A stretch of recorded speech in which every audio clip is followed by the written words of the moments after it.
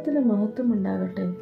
ആഗമനകാലത്തിൻ്റെ 17-ാം ദിവസത്തിൽ നാം ആയിരിക്കുമ്പോൾ ഇന്നത്തെ ചിന്തയ്ക്കായി തിരഞ്ഞെടുത്തിരിക്കുന്ന വേദഭാഗം വിശുദ്ധ ലൂക്കോസ് എഴുതിയ സുവിശേഷം 2-ാം അധ്യായം 25 മുതൽ 33 വരെയുള്ള വാക്യങ്ങൾ. ഇന്നത്തെ കുറിവാക്യം വിശുദ്ധ ലൂക്കോസ് 2:30. എൻ കൺകൾ നിന്റെ രക്ഷയെ കണ്ടിരിക്കുന്നു.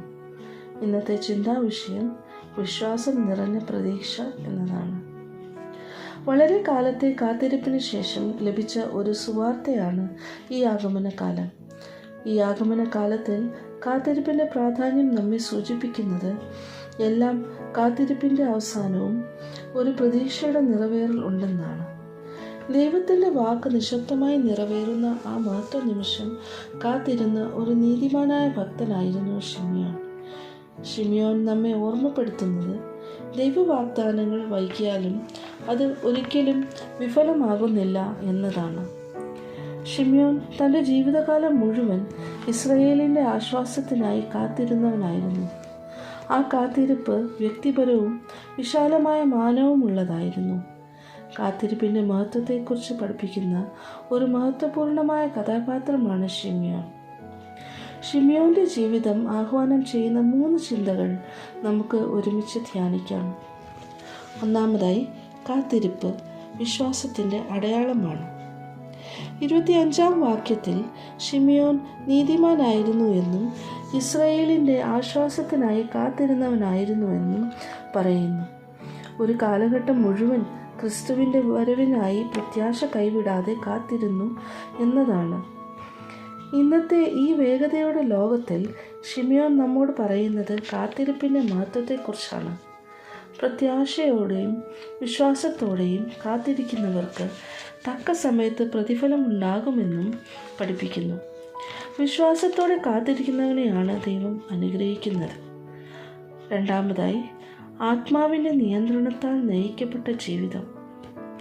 26-ഉം 27-ഉം വാക്യങ്ങളിൽ ദൈവാത്മാവിൻ്റെ നിറവിൽ കഴിയുന്ന ശിമിയോനെയാണ് കാണുന്നത്.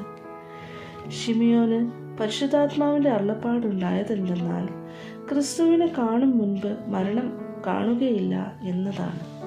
അതേ പരിശുദ്ധാത്മാവിൻ്റെ നിറവിലാണ് ശിമിയോൻ തക്ക സമയത്തിൽ യേശുക്കുഞ്ഞിനെ കാണുവാനായി ദേവാലയത്തിൽ കടന്നു ചെല്ലുന്നത്. ശിമിയോന് തൻ്റെ കാത്തിരിപ്പിൻ്റെ പ്രതീക്ഷയായ ഇസ്രായേലിൻ്റെ വീണ്ടെടുപ്പുകാരനെ കാണുവാൻ ദൈവാത്മാവിൻ്റെ നിയന്ത്രണത്തിൽ ജീവിതം കാഴ്ചവെച്ചതുകൊണ്ടാണ് സാധിച്ചത്. നമ്മുടെ ഈ ക്രിസ്മസിൻ്റെ നാളുകൾ സംഗീതത്തിലും വിളക്കുകളുടെ പ്രകാശത്തിലും ഒതുങ്ങിപ്പോകാതെ ദൈവാത്മാവിൻ്റെ നിയന്ത്രണത്തിൽ ആഘോഷിക്കുവാനാണ് ഈ വേദഭാഗം നമ്മെ ആഹ്വാനം ചെയ്യുന്നത്. മൂന്നാമതായി, കാത്തിരിപ്പിൽ നിറവേറും സമാധാനം. 29-ാം വാക്യത്തിൽ നമുക്ക് സമാധാനത്തോടെ പോകുന്ന ശിമിയോനെ കാണുവാൻ സാധിക്കും. ദൈവാത്മ നിറവിൽ കാത്തിരുന്ന ശിമിയോന് ഇസ്രായേലിൻ്റെ രക്ഷകനെ കണ്ടതിനാൽ സമാധാനത്തോടെ പോകുവാൻ സാധിക്കുന്നു. ഇത് വെറും ആനന്ദത്തിൻ്റെ വാക്കല്ല, അത് പൂർണ്ണതയുടെ വാക്കാണ്. രക്ഷ എന്നത് ഒരു തത്വമല്ല, ഒരു ആളത്വമാണെന്ന് ശിമിയോന് മനസ്സിലാക്കുവാനായിട്ട് സാധിച്ചു. ഈ ക്രിസ്മസ് നമ്മിൽ വെളിപ്പെടുത്തുന്നത് സമാധാനത്തിന് വാഹകരാകുക എന്നതാണ്. ക്രിസ്തുവാകുന്ന രക്ഷകനെ കാത്തിരിക്കുന്നതിൻ്റെ പ്രതിഫലമാണ് ക്രിസ്തുവിൻ്റെ സമാധാനം. ഈ സമാധാനത്തോടെ ജീവിതം നയിക്കുവാൻ ഈ ക്രിസ്മസ് നാളിൽ നമുക്ക് സാധിക്കട്ടെ. ശിമിയോൻ്റെ കാത്തിരിപ്പ് നമ്മെ പഠിപ്പിക്കുന്നത് ദൈവവാഗ്ദാനങ്ങൾ ഒരിക്കലും തകരില്ല. ആത്മാവിൻ്റെ നിയന്ത്രണത്തിൽ നടക്കുന്നവർക്കും യഥാർത്ഥ സമാധാനവും രക്ഷയും നേടാൻ സാധിക്കും എന്നത് ഉറപ്പാണ്. കാത്തിരിപ്പിൽ വിശ്വാസവും, വിശ്വാസത്തിൽ സമാധാനവും, സമാധാനത്തിൽ രക്ഷയും, ഇതാകുന്നു ക്രിസ്തുമസിൻ്റെ ആഴമേറിയ സത്യം. നമുക്ക് പ്രാർത്ഥിക്കാം.